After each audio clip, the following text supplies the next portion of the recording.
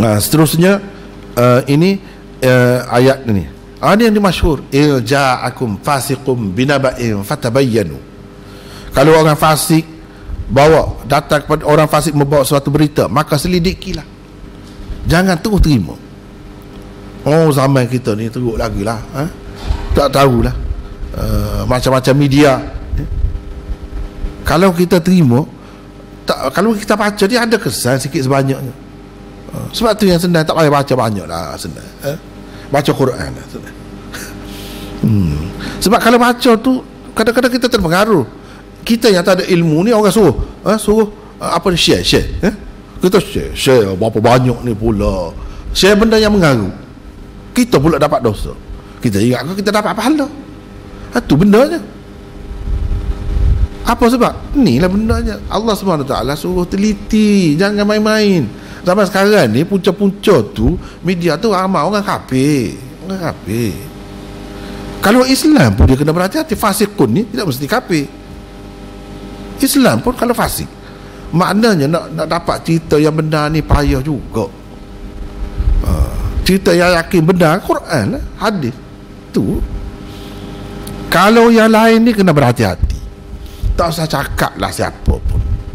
Jangan kata kalau tu guru mesti betul. Jangan begitu. Kalau orang alim mesti dia tu alim. Kenapa dia buat? Tak boleh gitu. Kita ada panduan. Tengok letak sesuai ke tidak dengan Quran dan Sunnah. Kalau sesuai, okey, tak apalah. Kalau tak sesuai, ketepikan. Tak ada kelebihan pun.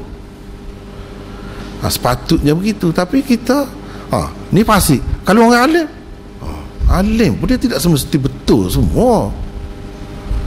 Alim yang mana ni alim, banyak perkara lagi. Itu kita kadang-kadang fitnah dengan orang alim ni. Kita terlalu percaya dia segala-galanya betul.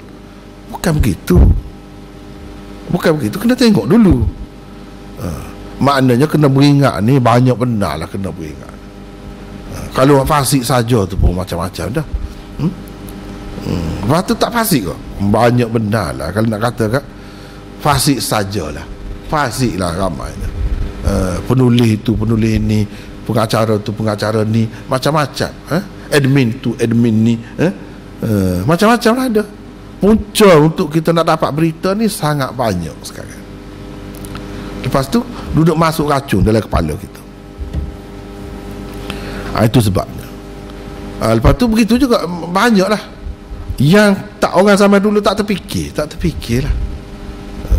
Jadi kita kena berhati-hati lah. Dengan sebab berhati-hati itulah ulama-ulama hadis selamat. Sebab apa? Dia tengok hadis ni tak sahih, tak boleh pakai. Ini sahih. Cara pakainya macam mana? Begini-gini.